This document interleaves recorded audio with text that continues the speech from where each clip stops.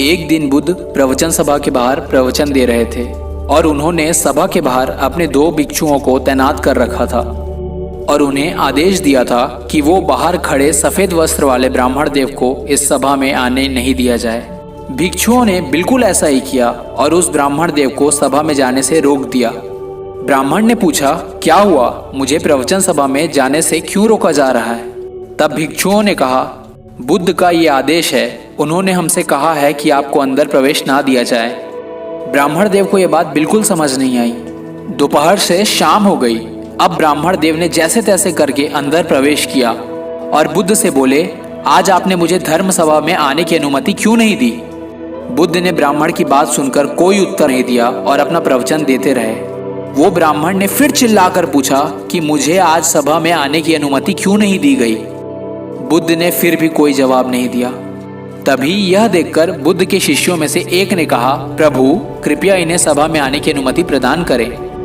तब बुद्ध ने जवाब दिया, नहीं, इन्हें अनुमति नहीं दी जा सकती क्योंकि ये अछूत हैं। ये सुनकर सभा में हलचल मच गई और उनके सारे शिष्य हक्के बक्के रह गए और सोचने लगे कि बुद्ध कब से छुआछूत में विश्वास करने लगे। फिर महात्मा बुद्ध शिष्यों के मन के भावों को तोड़ते हुए बोले, हाँ, ये अछूत है क्योंकि ये आज अपनी पत्नी से लड़कर आए हैं और क्रोध से भरे हुए हैं। क्रोध से आदमी अछूत होता है क्योंकि उसके क्रोध की नकारात्मक तरंगे, उसके नकारात्मक विचार दूसरों को भी गलत तरह से प्रभावित करते हैं। क्रोध से हिंसा का जन्म होता है और हिंसा के चलते आदमी लड़ाई झगड़े और गाली गलौज करता है और अपने साथ दूसरों को भी इससे प्रभावित करता है। इसलिए इन्हें आज धर्म सभा से बाहर ही रहने दो और पश्चाताप करके खुद को शुद्ध करने दो।